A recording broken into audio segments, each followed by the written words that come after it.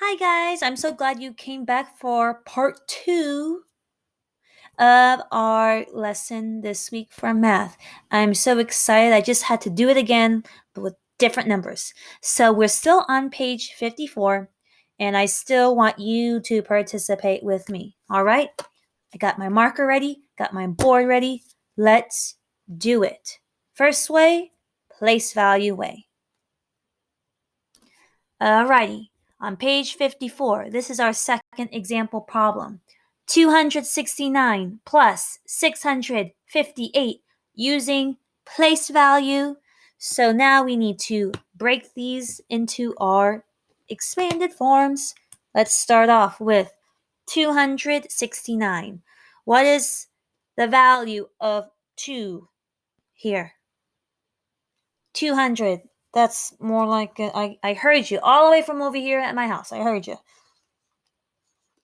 What comes next? 6. What's the value of 6 in this number? 60. Oh, I heard you again. Plus 9. So that here we go. 269, 200 plus 60 plus 9. Then I go to 658. What's the value of 6 in this number? 600. Thank you. Plus 5 groups of 10. What's the value of that? 50. Thank you. And then a 1. Those 8 ones is just 8. Now let's combine our hundreds first, then tens, then ones. So let's get it. 200 plus 600, that gives me what? 800. Thank you. That's 800. Then I go over to my tens. Go over to my tens. 60 plus 50. That gives me actually more than 100 because I know that 50 plus 50 is 100. And there's 60 instead. So that must be 110. Oh, don't forget my plus signs. I'll do that at the end. And then 9 plus 8. 9 plus 8. That gives me, you can check my answer, but this is how I do it. 9 plus 8. So that's 9, 10, 11, 12, 13, 14, 15, 16, 17. 17, right there. 17. Now I put my plus signs. Let's get it. Oh, I see something I have in common. I see that 800 and 100 can be added. So that really gives me 900 here. Then I see, well, I only got 10, right? I only got 10. Then I have, 17. I can break that apart into its, expanded form a lot easier. I can break that apart into 10 plus 7. And look at that. Doesn't it look a lot easier now? So now I can even go further. I can combine 10 plus 10. 10 plus 10 gives me 20. So that's 900 plus 20 plus 7. And then if I write this all from expanded form all the way to standard form using my digits only, that gives me 927 using place value. Let's get ready for round 2, number line style. Okay, round 2, let's go. We're adding 269 plus 658 with a number line. So like in our last video, I reminded you that our first add-in goes on the left-hand side of our number line. 269. In essence, really, boys and girls, you could put 658 in this spot right here, but I'm just going to follow this order that is written up above right there. All right, so 269. Then I break this apart here into its expanded form. 600, because there's 600s here. And then there are 5 groups of 10. That's 50. 8 ones, 8. So that basically, when I'm adding my number line, for me, I don't know about you, but for me, if I break up the place values first, it will make my number line life a lot easier. So here I go. I'm going to add my hundreds first. 600. So I'm going to draw my hill plus 600. So I know that when I add my hundreds, 200 plus 600, that gives me 800. And then my tens and ones, they remain unchanged. They don't change at all because if you notice, there are zeros in the tens and ones place. So that's 69, 869 actually.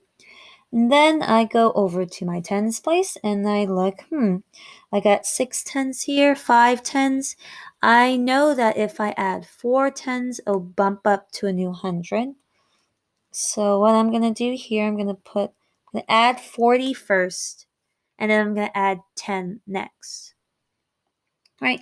So 6 tens plus 4 tens, that gives me a new 100. So a new 100 plus 8, that gives me 900.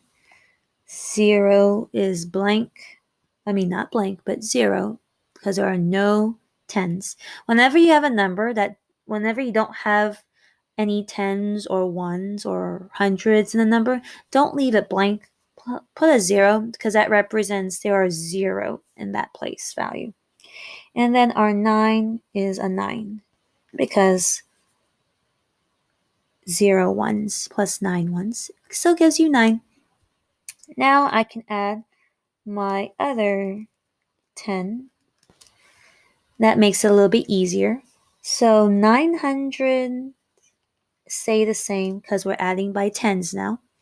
0 tens plus 1 10, that's 1. And then 9 plus 0, that gives me 9. So far, I have 919. But wait, there's more. We have to add our 8 ones. So I add my 8 ones. Actually, my hump should not be that big. My 8 ones. And then I think, okay, 919, 920, 921, 922, 923, 924, 925, 926, 927. I've added my 8 ones. So the last number I said out loud was 927. And that, boys and girls,